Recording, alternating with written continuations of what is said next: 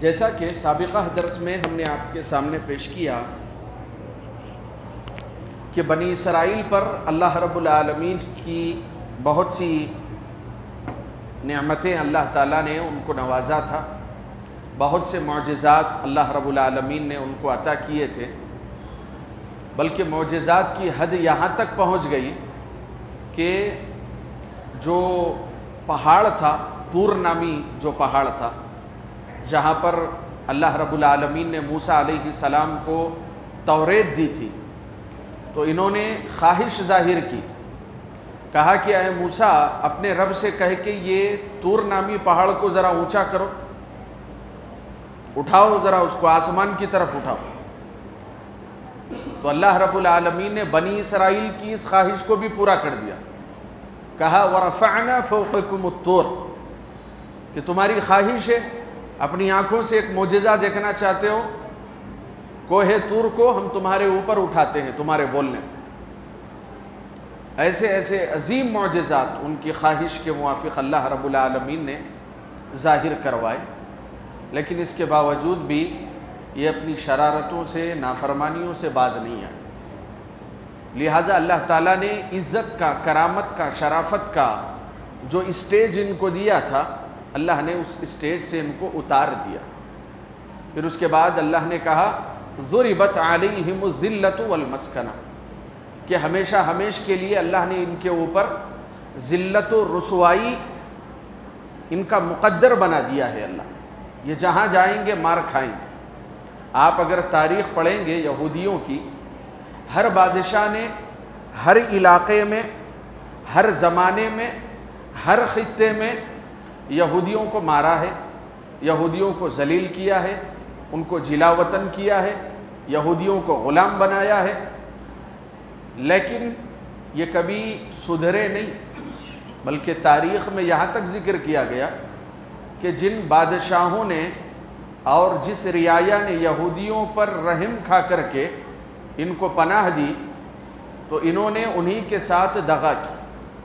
ایک واقعہ تاریخ کا یوں بھی ذکر کیا جاتا ہے کہ جس قوم نے، جس عیسائی بادشاہ نے یہودیوں کو پناہ دی تھی، اسی قوم کو مارنے کے لیے اس بستی اور علاقے سے جو پانی بہتا تھا، اس پانی میں انہوں نے زہر ملا دیا۔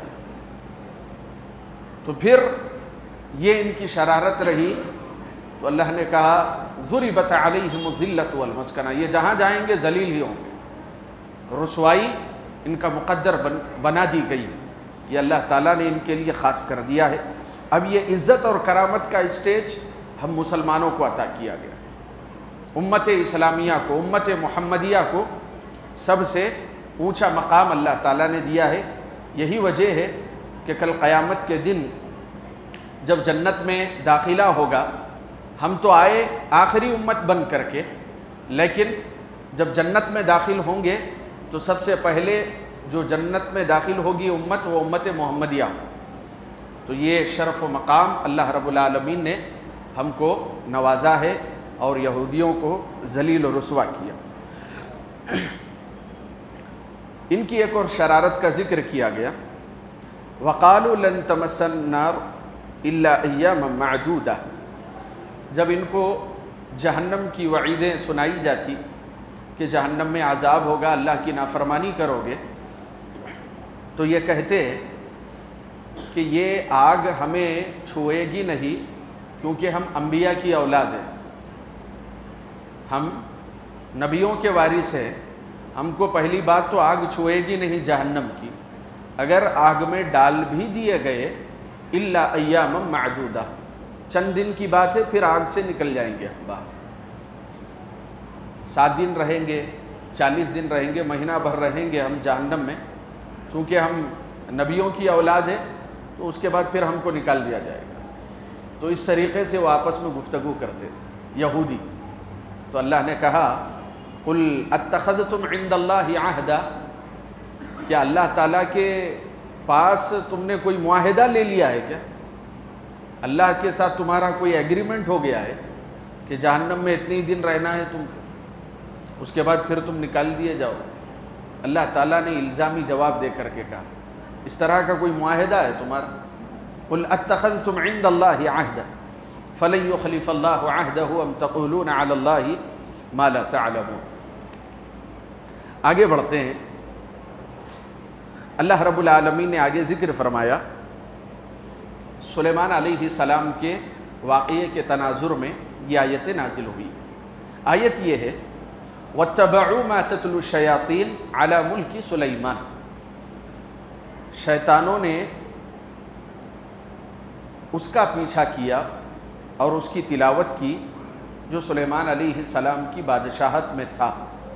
وَمَا كَفَرَ سُلَيْمَانَ، سلیمان نے کفر نہیں کیا، وَلَكِنَّ الشَّيَاطِينَ كَفَرُوا، بلکہ شیطانوں نے کفر کیا، يُعَلِّمُونَ النَّاسَ السِّحْرَ، کہ وہ لوگوں کو جادو سکھایا کرتے تھے۔ وَمَا أُنزِلَ عَلَى الْمَلَكَيْنِ بِبَابِلَ ہاروت و ماروت، اور بابل شہر میں ہاروت اور ماروت دو فرشتوں پر جو نازل کیا گیا وہ اس کو سکھایا کرتے تھے، سیکھتے تھے۔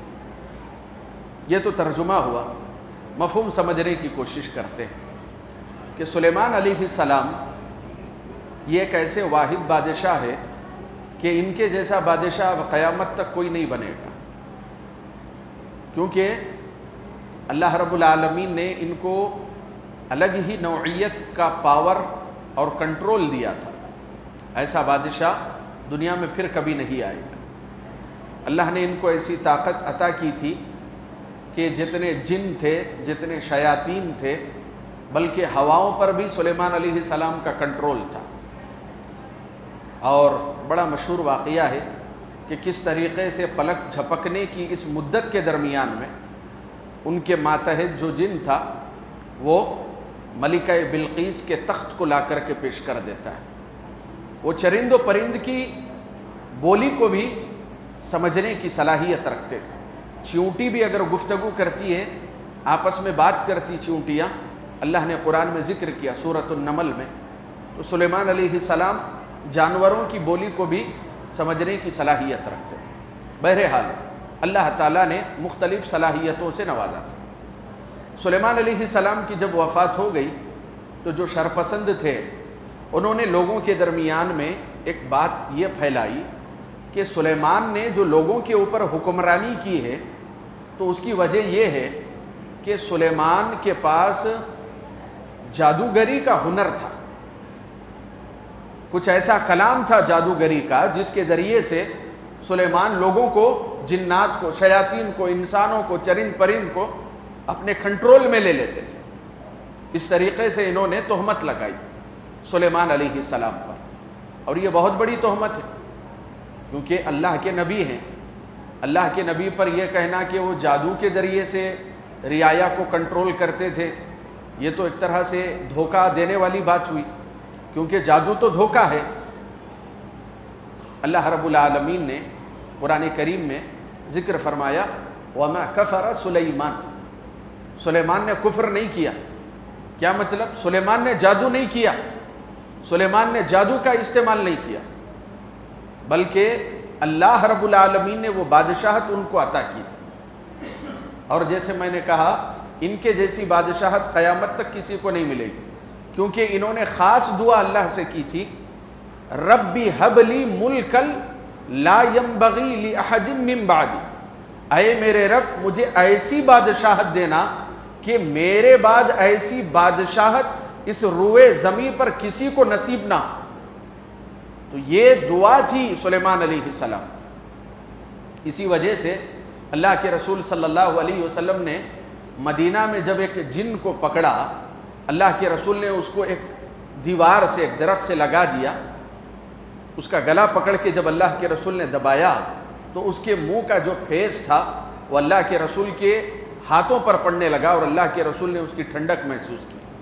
اس موقع پر اللہ کے رسول صلی اللہ علیہ وسلم نے یہ بیان فرمایا کہ اگر مجھے اپنے بھائی سلیمان کی یہ دعا یاد نہ ہوتی کہ اے میرے رب کہ میری جیسی بادشاہت کسی کو عطا نہ کرنا، تو میں اسے مدینہ کے بازار میں لے جاتا اور مدینہ کے بچے اس جن کا نظارہ کرتے۔ تو اس سے کیا معلوم ہوا کہ سلیمان علیہ السلام نے کفر نہیں کیا، جادو نہیں کیا، بلکہ یہ شیطانوں کی شرپسندی تھی۔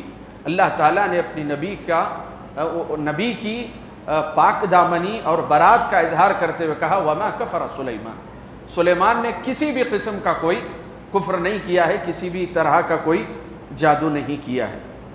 آگے بڑھتے ہیں، اللہ رب العالمین نے آگے ذکر فرمایا ما ننسخ من آیت او ننسها نأتی بخیر منہا، ہم جو بھی آیت کو منسوخ کرتے ہیں یا جن آیت کو ہم بھلا دیتے ہیں، نأتی بخیر منہا، تو ہم اس سے بھی بہتر آیت کو لے کر کے آتے ہیں، اس سے بھی بہتر حکم کو ہم بیان کرتے ہیں۔ کیا مطلب ہے کہ ہم آیت کو منسوخ کرتے ہیں؟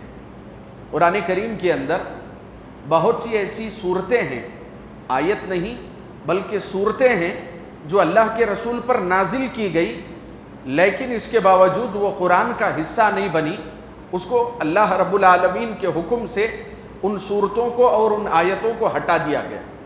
جیسا کہ بعض مفسرین نے یہاں تک ذکر کیا ہے کہ قرآن کریم میں جو سورہ ہے سورۃ الاحزاب 22ویں پارے کے اندر، وہ جو سورہ ہے وہ قرآن کریم کی سب سے بڑی سورہ سے بھی زیادہ لمبی تھی، یعنی کہ سب سے بڑی سورہ کون سی ہے قرآن کی؟ سورۃ البقرہ ہے، تو کہا کہ سورۃ البقرہ سے بھی زیادہ طویل سورۃ الاحزاب تھی۔ احکامات نازل ہوئے، آیتیں نازل ہوئی، لیکن پھر بعد میں ان تمام آیتوں کو منسوخ کر دیا گیا، اس کے احکامات کو ہٹا دیا اور اختصار کے ساتھ اس سورے کو باقی رکھا گیا۔ تو کہنے کا مقصد یہ ہے کہ اللہ رب العالمین آیتوں کو ایک وقت میں نازل کرتا ہے، پھر ایک زمانے میں جانے کے بعد اس کو منسوخ بھی کر دیتا ہے، ان آیتوں کو ہٹا بھی دیتا ہے، اور ایسا شرعی احکام کے سلسلے میں بھی ہوا ہے۔ جیسے مثال کے طور پر ابتداء اسلام کے اندر متعہ کرنا یہ جائز تھا۔ متعہ کیا ہے؟ یعنی کہ اجرت دے کر کے مہینہ 2 مہینے 6 مہینے کے لیے جو بھی فوجی ہوتے تھے، سپاہی ہوتے تھے، وہ کسی دوسری بستی میں جاتے تو وہاں کی خواتین سے چند مہینوں کے لیے اجرت پر نکاح کر لیتے تھے، پھر جیسے ان کا وہ وقت ختم ہو گیا وہ نکاح ختم ہو جاتا تھا۔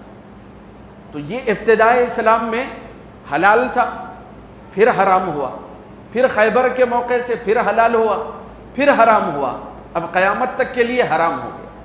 تو اللہ تعالیٰ کچھ احکامات کو پہلے جائز رکھتا ہے، پھر بعد میں اس کو حرام کر دیتا ہے، اس میں اللہ تعالیٰ کی حکمت ہے، یہی بیان کیا جا رہا ہے۔ جیسے اسی طرح کا ایک اور مسئلہ یہ بھی ہے کہ پہلے اللہ کے رسول صلی اللہ علیہ وسلم نے یہ کہا کہ اگر کوئی بچہ کسی دوسری عورت سے، ماں کے علاوہ خالہ سے یا کسی اور عورت سے وہ دودھ پی لیتا ہے تو وہ اس کی رضاعی ماں بنے گی، لیکن رضاعی ماں کب بنے گی؟ کیا 1 مرتبہ 2 مرتبہ دودھ پی لے گا تو بن جائے گی؟ اللہ کے رسول صلی اللہ علیہ وسلم نے بیان فرمایا 10 مرتبہ ایک ہی عورت کا کوئی بچہ دودھ پیتا ہے تب جا کر کے وہ عورت اس کی رضاعی ماں بن جائے گی۔ 10 مرتبہ اللہ کے رسول صلی اللہ علیہ وسلم نے پہلے کہا، پھر اللہ کے رسول صلی اللہ علیہ وسلم نے کہا 5، اللہ کے رسول نے کہا کہ 5 مرتبہ اگر کوئی بچہ شکم سیر ہو کر کے کسی خاتون کا بچپن کے زمانے میں دودھ پی لے تو وہ عورت اس کی رضاعی ماں بن جائے گی، اور اس عورت سے جو بیٹے بیٹیاں ہوں گے اس عورت کے، وہ اس کے رضاعی بھائی بہن بن جائیں گے اور آپس میں نکاح نہیں ہو سکتا۔ تو یہ دیکھیں آپ، پہلے 10 کہا اللہ کے رسول نے، پھر اس کو منسوخ کر کے 5 کر دیا۔ تو یہ احکامات ہیں جو بدلتے رہتے ہیں اور اس میں اللہ رب العالمین ہی کی حکمت ہے۔ آگے ذکر کیا گیا وقالت الیہود لیست النصارى علی شیء وقالت النصارى لیست الیہود علی شیء، یہودی عیسائیوں کو ٹارگٹ کر رہے ہیں اور جو نصارہ ہے، جو عیسائی ہیں، وہ یہودیوں کو ٹارگٹ کر رہے ہیں۔ کیسے؟ یہودی یہ کہتے ہیں نصارہ کا کوئی دین نہیں، وہ یہ کہتے ہیں ان کے پاس کہاں دین ہے، کیونکہ وہ عیسیٰ علیہ السلام کو نبی ہی نہیں مانتے، ان کے پاس کوئی دین ایمان نہیں۔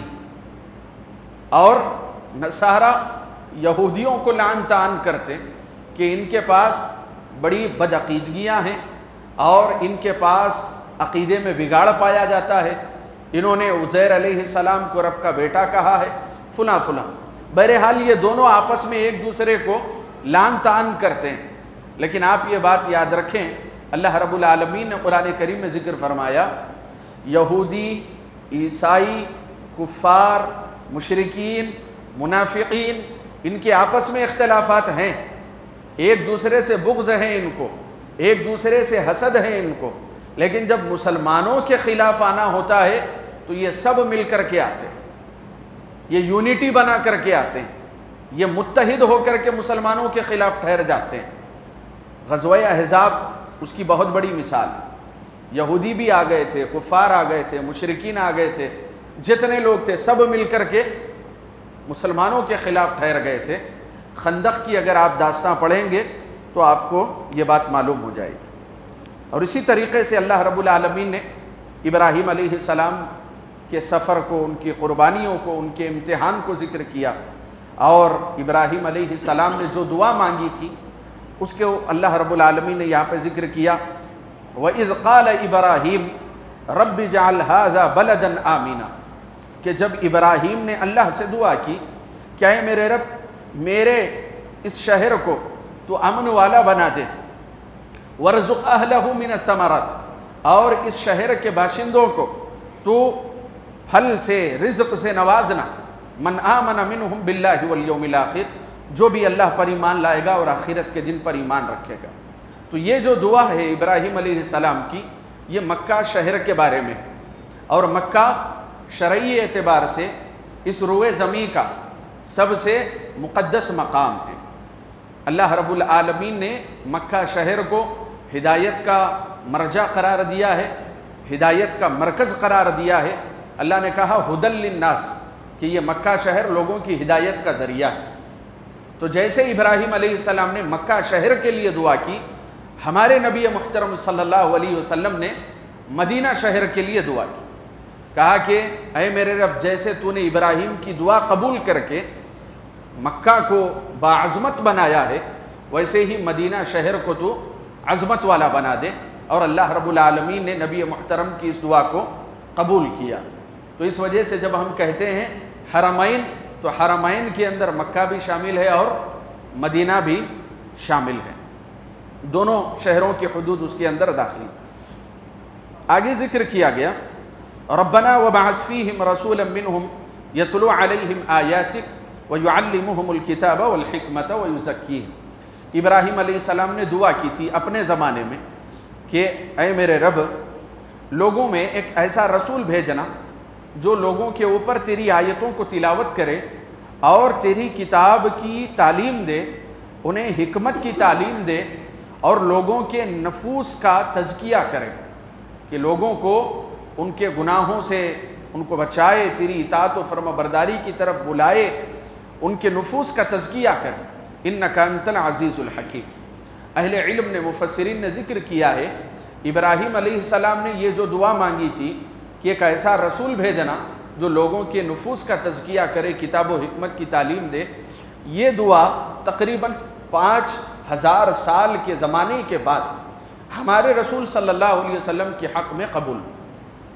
تو یہ اللہ کے رسول صلی اللہ علیہ وسلم پر آیتیں نازل ہیں۔ ابراہیم علیہ السلام نے جو دعا مانگی تھی، تو ابراہیم علیہ السلام کی جو نسل ہے، جیسا کہ اللہ رب العالمین نے قرآن کریم میں ذکر فرمایا، ابراہیم علیہ السلام نے خود کہا الحمدللہ الذی وہب لی علی الکبر اسماعیل و اسحاق۔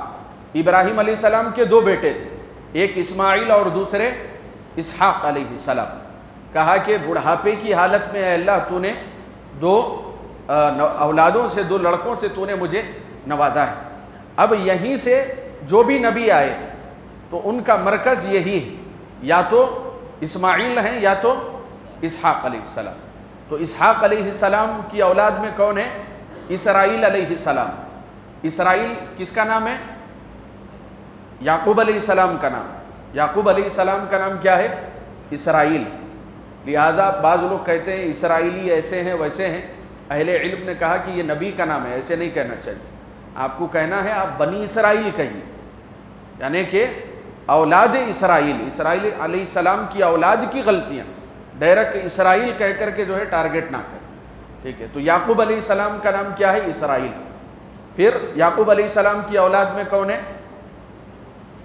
یوسف علیہ السلام۔ تو یہ ایک انبیاء کا سلسلہ ہے، تو یہ دعا قبول ہوئی۔ پھر یہیں سے ابراہیم علیہ السلام کو کیا کہا گیا؟ جو لقب دیا گیا ابو الانبیاء، جتنے بھی انبیاء آئے۔ اب یہ یوسف علیہ السلام کے بعد جو ہے داؤد علیہ السلام ہے، سلیمان علیہ السلام ہے، موسیٰ علیہ السلام ہے۔ موسیٰ علیہ السلام کے بعد بھی کئی نبی آئے، شموئیل علیہ السلام ہے، اور اسی طریقے سے عیسیٰ علیہ السلام ہے۔ یہ سب کے سب، ان سب کا جو نسب جا کر کے ملتا ہے وہ ابراہیم علیہ السلام سے ملتا ہے۔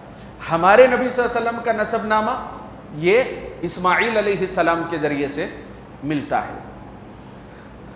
اللہ تعالیٰ نے یہاں پر بڑا دلچسپ واقعہ ذکر کیا، کہا کہ جب موت کا وقت قریب آیا، یعقوب علیہ السلام کی موت کا وقت قریب آیا، اذ قال لبنیہ، تو انہوں نے اپنی اولاد سے، جو بھی ان کے 11-12 بیٹے تھے، تو ان سے پوچھا ما تعبدون من بعدی، کیا میرے بچوں میرے مرنے کے بعد تم کس کی عبادت کرو گے؟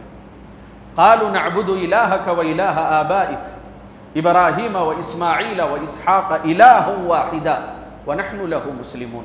تو بچوں نے جواب دیا کہ ہم تمہارے الہ کی عبادت کریں، ہم اس الہ کی عبادت کریں گے جو ابراہیم کا الہ تھا، الہ سے مراد اللہ، جو اسماعیل کا الہ تھا، اسحاق کا الہ تھا، ہم اسی کی عبادت و بندگی کریں گے۔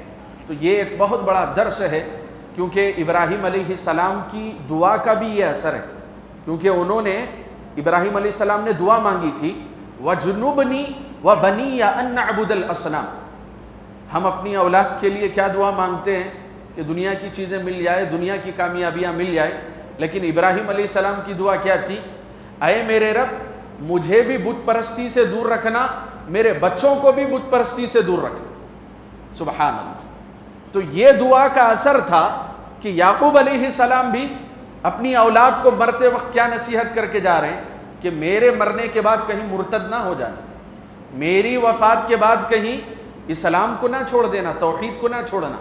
مرتے دم تک بھی جو نصیحت رہی انبیاء کی اپنی اولاد کے لیے، وہ مال و دولت کی وصیت نہیں تھی، بلکہ توحید پر قائم رہنے، دین پر جمے رہنے کی وصیت تھی۔ اس کو اللہ تعالیٰ نے یہاں پہ ذکر کیا۔ دوسرے پارے کا آغاز ہوتا ہے، اللہ تعالیٰ نے کہا سَيَقُولُ السُّفَهَاءُ مِنَ النَّاسِ مَا وَلَّاهُمْ عَنْ قِبْلَتِهِمُ الَّتِي كَانُوا عَلَيْهَا۔ بعض بے وقوف یہ کہیں گے کہ یہ قبلہ کیوں بدل دیا گیا ہے؟ اس آیت کریمہ کا پس منظر سمجھے۔ اللہ کے رسول صلی اللہ علیہ وسلم جب مکہ چھوڑ کر کے مدینہ آئے، 18 مہینے تک مدینہ میں رہ کر بھی اللہ کے رسول صلی اللہ علیہ وسلم بیت المقدس، مسجد اقصیٰ کی طرف رخ کر کے نماز ادا کیا کرتے 18 مہینے۔ لیکن اللہ کے رسول صلی اللہ علیہ وسلم کی یہ خواہش تھی کہ جو قبلہ بن جائے مسلمانوں کا، وہ خانہ کعبہ بن جائے، کیونکہ بیت المقدس سے پہلے بھی کس کی تعمیر ہوئی؟ خانہ کعبہ کی پہلے تعمیر ہوئی۔ چنانچہ ایک صحابی نے اللہ کے رسول سے پوچھا بھی، اللہ کے رسول کتنا فاصلہ ہے خانہ کعبہ اور بیت المقدس یعنی مسجد اقصیٰ کی تعمیر میں، کتنا وقت ہے؟ تو اللہ کے رسول نے فرمایا پہلے خانہ کعبہ تعمیر ہوا، اس کے 40 سال بعد صحیح حدیث ہے مسجد اقصیٰ کی تعمیر ہوئی۔ تو سب سے پہلے کیا ہے؟ خانہ کعبہ ہے، اللہ کا گھر اس روئے زمین پر۔ تو پیارے رسول کی خواہش تھی کہ خانہ کعبہ مسلمانوں کا قبلہ، یہ اللہ تعالیٰ کی طرف سے حکم صادر کیا جائے۔ اللہ کے رسول نماز کی حالت میں اپنی نظریں اٹھا رہے، اللہ نے اس کو بھی ذکر کیا، قد نرى تقلب وجهك في السماء، اے نبی ہم دیکھ رہے ہیں آسمان میں آپ کی نظر بار بار اٹھ رہی، گویا کہ آپ اللہ تعالیٰ سے یہ فریاد کر رہے ہیں، اللہ سے مانگ رہے ہیں کہ اے میرے رب قبلہ تحویل کر دیا جائے، قبلہ بدل دیا جائے۔ کیونکہ یہاں پہ ایک بڑا مسئلہ یہ بھی تھا کہ یہودی جو ہے تانا دیا کرتے، کیا تانا تھا ان کا؟ صحابہ کو، خاص طور سے اللہ کے رسول کو، کہ یہ جو مسجد اقصیٰ ہے یہ سلیمان علیہ السلام نے بنائی ہے۔ ان کا جو عقیدہ ہے ہیکل سلیمانی کا، آج بھی وہ مسجد اقصیٰ پر قابض ہیں، اور کس طرح سے جو ہے ظلم ہوتا ہے وہ ہم تمام پر آیا ہے، بیان کرنے کی حاجت و ضرورت نہیں۔ آج بھی وہ مسجد اقصیٰ انہی کے کنٹرول میں۔ تو وہ اللہ کے رسول اور صحابہ کو یہ کہتے تھے آج ہمارے قبلے کی طرف رخ کر کے نماز پڑھ رہے ہو اے محمد اور اے صحابہ، ایک زمانہ ایسا بھی آئے گا کہ تم یہودیت کو قبول کرو۔ اللہ کے رسول صلی اللہ علیہ وسلم کو یہودیوں کی اس بات سے، اس کلام بڑی تکلیف ہوتی تھی۔ اللہ رب العالمین نے نبی کی خواہش کے موافق فیصلہ کیا اور خانہ کعبہ مسلمانوں کا قبلہ قرار پایا۔ تو اب یہی یہودی ہے، وہ کہنے لگے ما ولاہم عن قبلتہم التی، کیا ہو گیا ہے اس آدمی کو، اس نے تو قبلہ بھی بدل دیا۔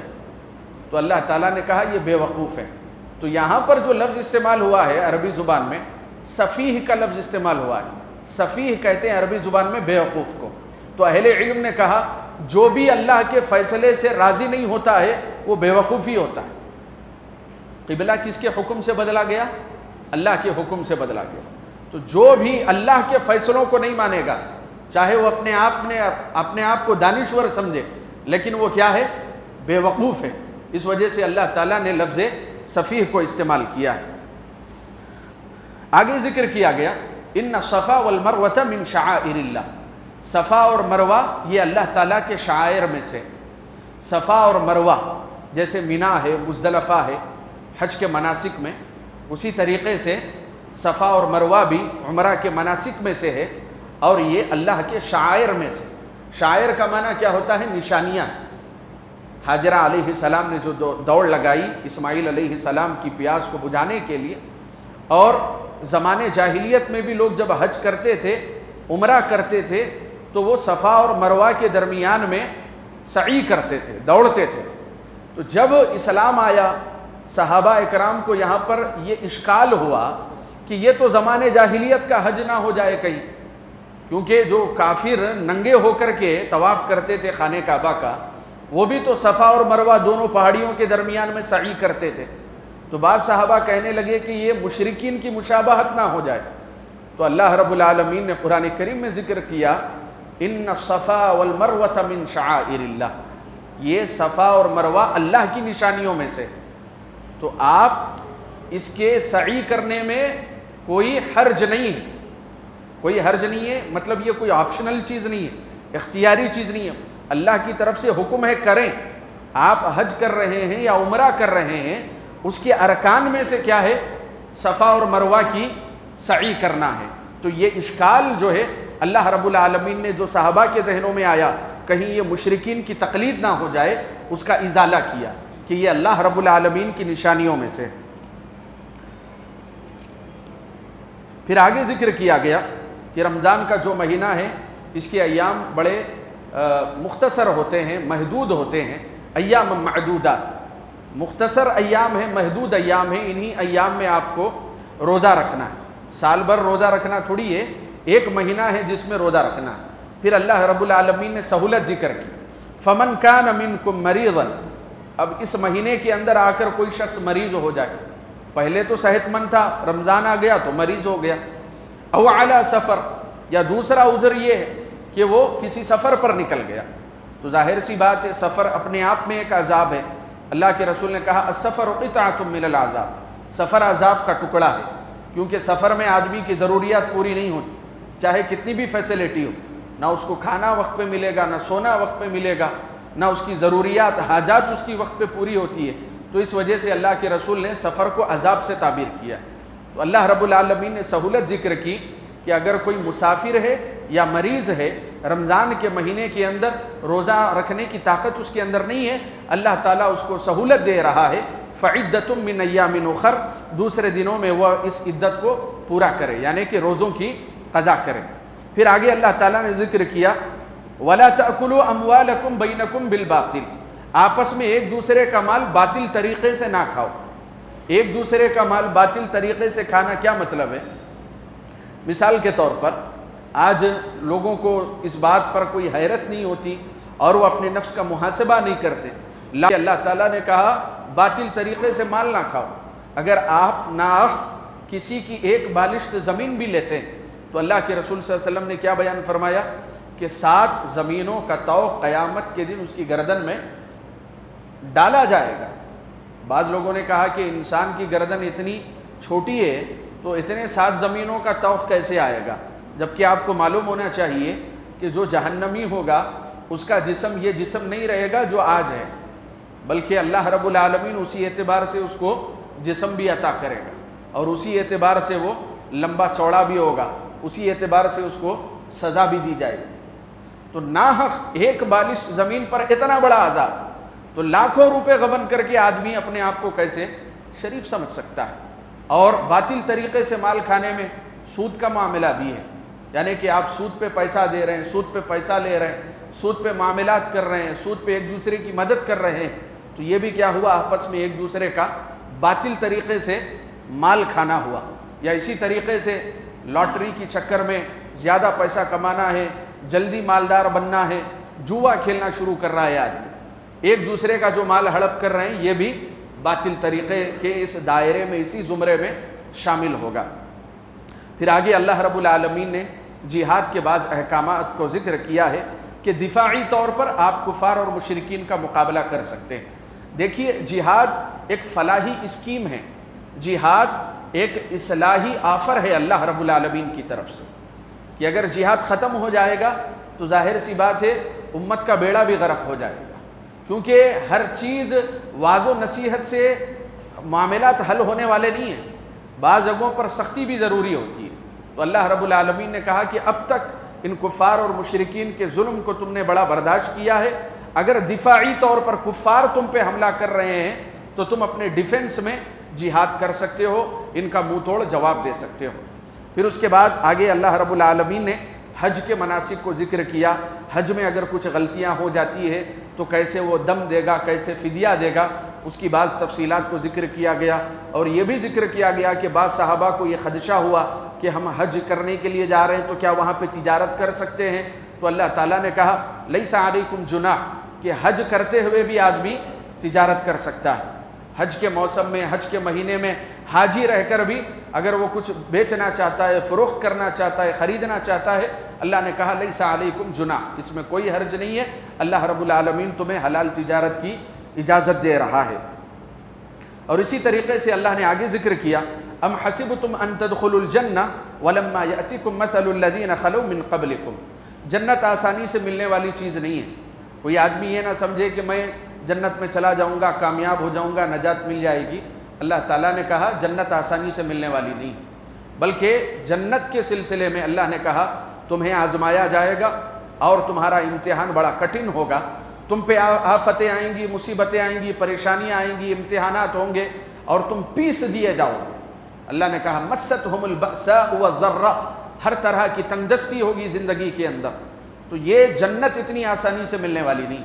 اسی وجہ سے اللہ رب العالمین نے پیارے رسول صلی اللہ علیہ وسلم کی زبانی کہا ہے کہ جہنم خواہشات سے گھیر دی گئی، یعنی کہ آدمی کو جو پسند ہے اس کی پسند اس کو جہنم میں پہلے لے کے رہ جاتی ہے۔ ہر وہ چیز جس میں مزہ ہوتا ہے، آدمی کو پسند ہے، لذت ہوتی ہے، لطف اندوز ہوتا ہے، تو ایسی چیزیں کہاں لے جائے گی؟ اس کو جہنم کی طرف لے جائے گی۔ اور جنت کے لیے آدمی کو قربانیاں دینی پڑتی ہیں، اپنے آپ سے لڑنا پڑتا ہے، اپنے خواہشات کی قربانی دینی پڑتی ہے۔ اب دیکھیں آپ، روزہ ہے، کیسا امتحان ہے آدمی کا، صبح سے لے کر کے شام تک تو بھوکا رہنا ہے اس کو، یہ اپنے آپ سے لڑائی ہے، اپنے نفس سے لڑنا ہے، بھوک و پیاس کی مشقت کو برداشت کرنا ہے۔ تو جنت آسانی سے ملنے والی نہیں ہے، مشقتیں اٹھانی پڑے گی، اس کے لیے جہاد کرنا پڑے گا، اپنے آپ سے لڑنا پڑے گا۔ اور بعض لوگوں کے ذہن میں آیا کہ یہ لڑائی مار اور اس میں جو ہے جان کا خطرہ ہے، تو اللہ رب العالمین نے ان کا بھی جواب دیا کہ جہاد یہ اللہ رب العالمین کا مقدس ترین فرض کیا ہوا فریضہ ہے، اور جنت اتنی آسانی سے نہیں ملے گی تمہیں۔ اللہ رب العالمین کے لیے جان، مال، وقت، ہر طرح کی قربانی تمہیں دینا پڑے گا، تب جا کر کے یہ جنت تمہیں اس طرح کی عظیم نعمت حاصل ہوگی۔ تو یہ اس آیت کریمہ کا مفہوم ہے۔ پھر آگے اللہ رب العالمین نے ذکر فرمایا طلاق کے کیا احکامات ہیں۔ اختصار کے ساتھ یہ بات جان لیجئے کہ طلاق تین طلاق اگر کوئی ایک وقت میں دے دیتا ہے تو ایسا شخص اس کو تین شمار نہیں کرے گا، بلکہ شریعت کے اعتبار سے ایک وقت میں تین دی ہوئی طلاقیں وہ ایک ہی مانی جائیں۔ اس کا ایک پروسیس ہے، اس کا ایک وقت ہے، اسی اعتبار سے جا کر کے وہ طلاق واقع ہوتی ہے۔ جیسے ایک آدمی نے طلاق دی اپنی بیوی کو، تو ایک مہینے کی مدت کے بعد، یعنی کہ ایک حیض آئے گا، پھر جب وہ حالت طہارت میں ہوگی، رجوع کرنا چاہے تو رجوع کر سکتا ہے، دوسری طلاق دے گا۔ پھر جب اس کو نہیں سمجھ میں آ رہا ہے، نباہنا نہیں ہے، اس کو نان و نفقہ دیتا رہے گا، پھر بھی نہیں سمجھ میں آ رہا ہے، کیونکہ آدمی غصے میں، طیش میں، جذبات میں بھڑک کر کے، کسی کی باتوں میں آ کر کے، بے قابو ہو کر کے اس طرح کا فیصلہ لے سکتا ہے۔ تو شریعت نے کہا کہ جلد بازی نہیں کی جائے گی، ٹائم دیا جائے گا اس کو، تاکہ وہ اپنے فیصلے پر نظر ثانی کرے۔ تو دوسرا مہینہ آنے کے بعد وہ حیض سے جب فارغ ہوگی، حالت طہارت میں آئے گی، پھر جب وہ دوسری طلاق دے گا، پھر بھی نان و نفقہ اس کو موقع ہے کہ وہ رجوع کر سکتا ہے، لیکن اب وہ رجوع نہیں کرنا چاہتا تو تیسری طلاق دے گا۔ تو اللہ نے کہا الطلاق مرتان، کہ طلاق جو ہے وہ 2 مرتبہ ہے، یعنی کہ 2 مرتبہ دینے کے بعد چانس ہے اس کو کہ وہ رجوع کر سکتا ہے، لیکن جب تیسری مرتبہ دے دے گا، تیسرے مہینے میں یا تیسرے طہر میں، تیسرے حیض کے جانے کے بعد جب وہ دے دے گا حالت طہارت میں، تو اب اس کے بعد کوئی گنجائش نہیں ہے، یہ شوہر اور بیوی ایک دوسرے کے لیے حرام ہو جائیں گے۔ یہ اللہ رب العالمین نے ذکر کیا۔ اب بعض لوگ اس مسئلے کو نہ سمجھتے ہوئے لوگوں کی زندگیاں برباد کر رہے ہیں، کہ وہ آدمی جو خود اس مسئلے کا علم نہیں رکھتا ہے، اس طرح کے فتوے دے رہے ہیں کہ کوئی 3 طلاق دے دے تو 3 واقع ہو جائے گی۔ ایک چھوٹی سی مثال میں آپ کو دے کر کے سمجھاتا ہوں، جو ہمارے شیخ جامعہ سلفیہ بنارس کے شیخ رئیس احمد ندوی نے ایک کتاب لکھی، تنویر الآفاق فی مسئلۃ الطلاق۔ اس میں انہوں نے ایک چھوٹی سی مثال دے کر کے کہا، کیونکہ یہ کہنے لگے کہ طلاق بندوق کی گولی کی طرح ہے، 1 دے تو 1 لگ جائے گی، 2 دے تو 2 لگ جائے گی، 3 دے تو 3 بھی لگ جائے گی، اور عورت کو چوراہے پر چھوڑ دیا جائے۔ تو یہ اس طرح کے فتوے بھی دینے لگے۔ تو رئیس الاحرار صاحب نے بڑی عمدہ مثال دے کر کے کہا کہ شریعت کا معاملہ شریعت سے سمجھتے ہیں۔ کہا کہ آج آپ نے عشاء کی نماز پڑھی، آج آپ کی عشاء کی نماز ہو گئی، یہ فریضہ آپ نے ادا کیا، اب آپ یہ کہہ رہے ہیں آج کی عشاء ہو گئی، کل کی بھی عشاء آج ہی پڑھتا ہوں، پرسوں کی عشاء بھی ابھی پڑھ لیتا ہوں۔ آپ نے پڑھ لی، تو شیخ کہتے ہیں آئندہ جو ابھی وقت آیا نہیں ہے اس کی عشاء ہو گئی، کیسے ہوگی؟ وقت نہیں آیا تو ہوگی نہیں۔ تو کہا کہ یہی معاملہ طلاق کا بھی، وقت نہیں آئے گا تو طلاق بھی نہیں ہوگی۔ اسی طریقے سے اللہ رب العالمین نے ذکر فرمایا طلاق ہو جائے، اس کے بعد اولاد کا مرحلہ جو ہے، اولاد کا مسئلہ، یہ بڑا کٹھن مسئلہ ہو جاتا ہے کہ کیا کیا جائے۔ بچہ اگر چھوٹا ہے تو کہا یرضعن اولادہن حولین کاملین، چاہے بچہ بچی جو بھی ہو، چھوٹے ہیں، کم عمر ہے، نوخیز ہے، تو 2 سال تک ماں کی ذمہ داری ہے کہ وہ اس بچے کو دودھ پلائے گی، اور شوہر کی ذمہ داری کیا ہے کہ وہ اس بچے کا نان و نفقہ ادا کرے گا۔ اللہ نے کہا لا تضار والدۃ بولدہا، بچے کی وجہ سے نہ ماں کو تکلیف پہنچائی جائے گی، نہ بچے کو بنیاد بنا کر کے باپ کو تکلیف پہنچائے گی، کوئی کسی کو تکلیف نہ دے۔ باپ کو تکلیف کیسے ہوگی؟ ماں نے کہا کہ بچے کو دودھ نہیں پلاؤں گی میں، تکلیف کس کو ہوگی؟ باپ کو تکلیف ہوگی کہ ماں دودھ پلانے سے انکار کر، لیکن ماں دودھ تو پلا رہی ہے، لیکن باپ یہ کہہ رہا ہے کہ میں خرچہ نہیں دوں گا، تو ماں کو تکلیف ہو رہی ہے۔ تو اللہ نے کہا کہ ایک دوسرے پہ ظلم نہ کرو، لا تضار والدۃ بولدہا۔ پھر اس کے بعد ایک واقعہ ذکر کیا گیا ہے طالوت اور جالوت کا۔ واقعہ اختصار کے ساتھ کچھ اس طرح سے ہے کہ بنی اسرائیل جو موسیٰ علیہ السلام کی دعوت پر لبیک کہہ کے اسلام لا چکے تھے، وہ 12 قبیلوں میں بٹ گئے تھے۔ ان کے قبائل بہت بڑے بڑے تھے، اور ان قبیلوں میں اتنی کشادگی تھی، اتنی رعایا تھی، اتنے لوگ تھے کہ ان میں بھی بادشاہ ہونے لگے۔ اتنے بڑے بڑے قبائل ان کے سرزمین پر پھیل گئے تھے۔ لیکن ہوا یہ کہ یہ تو ابتدا ہی سے نافرمان رہے، تو اللہ رب العالمین نے دشمن قوم کو ان کے اوپر مسلط کر دیا۔ اب دشمن قوم نے بنی اسرائیل کو ان کے گھروں سے بھگا دیا، ان کو وہاں سے ہٹا دیا، ان کی سلطنت، ان کی حکومت سب کچھ چھین لی۔ اب یہ روتے ہوئے ایک نبی کے پاس آئے، جس نبی کا نام تھا شموئیل۔ اہل علم نے کہا شموئیل علیہ السلام سے آ کر کے انہوں نے کہا کہ اللہ سے دعا کرو کہ اللہ رب العالمین ہمارے لیے کوئی بادشاہ بھیجے جو ہماری کھوئی ہوئی اس شان و شوکت کو دوبارہ ہمارے لیے وہ حاصل کروا دے۔ چنانچہ انہوں نے کہا کہ لگ نہیں رہا ہے کہ تم اس بادشاہ کا ساتھ دو گے، کیونکہ انبیاء تجربہ رکھتے تھے، لوگوں کے مزاج سے واقف تھے ان کے۔ کہا کہ لگ نہیں رہا ہے کہ وہ اگر آئے گا کمانڈر ان چیف بن کر کے تم اس کا ساتھ دو گے۔ کہا کہ نہیں، ہم جو ہے ساتھ دیں۔ چنانچہ انہوں نے دعا کی تو اللہ تعالیٰ نے کہا طالوت ملکا، طالوت کو ہم بادشاہ بنا رہے ہیں۔ جیسے ہی یہ بات کہی گئی انہوں نے فوراً اعتراض کر دیا، کہا کہ طالوت یہ تو بکریوں کا چرواہا ہے، مال نہیں ہے اس کے پاس، کیونکہ دنیا کے یہاں قدر کس اعتبار سے ہے؟ مال کے، آدمی بہت بڑا جاہل ہے لیکن مال کے اعتبار سے ہی اس کی قدر کرتے ہیں۔ تو انہوں نے بھی وہی فلسفہ پیش کیا، وہی تھیوری پیش کی، کہا کہ مال نہیں ہے، فقیر آدمی ہے طالوت، وہ تو بکریاں چراتا ہے، مال کہاں ہے اس کے پاس؟ تو اللہ رب العالمین نے اس پہ رد کرتے ہوئے کہا کہ اللہ کے یہاں مال نہیں دیکھا جاتا، اللہ کے یہاں کیا دیکھا جاتا ہے؟ آدمی کا دین دیکھا جاتا ہے۔ کہا کہ تم جتنے ہو تم میں سب سے بہتر کون ہے؟ طالوت ہے، بسطتاً فی العلم والجسم، اللہ نے اس کو علم بھی دیا، اللہ نے اس کو طاقت بھی دی، ہر اعتبار سے تم میں سب سے اعلیٰ اور بہتر ہے۔ تو یہ دنیا جس کسوٹی سے آدمی کو پرکھتی ہے، شریعت اس اعتبار سے نہیں پرکھتی، کیونکہ اللہ نہ صورتوں کی طرف دیکھتا ہے نہ مال کی طرف دیکھتا ہے، اللہ دیکھتا ہے تو آدمی کے تقوی کی طرف دیکھتا ہے، اس کے عمل کی طرف دیکھتا ہے۔ چنانچہ طالوت کا جب انہوں نے ساتھ دیا تو جالوت جو مقابلے میں تھا، جو ظالم تھا، جابر بادشاہ تھا، اس کے ساتھ مقابلہ ہوا۔ طالوت چونکہ جرنیل تھے، ان کی کمانڈری میں انہوں نے جہاد کیا اور طالوت اور بنی اسرائیل کو فتح نصیب ہوئی۔ چنانچہ اللہ رب العالمین نے بطور نشانی تابوت سکینہ کو نازل کیا۔ یہ تابوت سکینہ کیا ہے؟ ایک صندوق ہے، جس صندوق کے اندر موسیٰ علیہ السلام کا عصا اور ہارون علیہ السلام کے جو معجزے انہوں نے بنی اسرائیل کو دکھائے تھے، وہ اس صندوق کے اندر اللہ رب العالمین نے، چونکہ جو مخالف جو قوم تھی، جب انہوں نے بنی اسرائیل کو تباہ کیا تو وہ صندوق بھی انہوں نے رکھ لیا۔ چنانچہ اللہ رب العالمین نے طالوت کے مکان پر اس صندوق کو، تابوت سکینہ کو نازل کیا، جس میں موسیٰ اور ہارون علیہ السلام کے تبرکات موجود تھے۔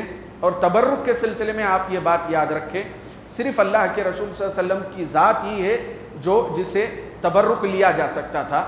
اللہ کے رسول کے بعد اب قیامت تک کوئی بھی ایسا شخص نہیں ہے کہ جس کا ہاتھ اور انگوٹھا پیر پکڑ کر کے آپ تبرک حاصل کریں۔ یہ سب بدعقیدگیاں ہیں۔ اللہ تعالیٰ سے دعا کرتا ہوں کہ اللہ تعالیٰ ہم تمام کو قرآن کریم کا فہم نصیب فرمائے، آمین۔ السلام علیکم۔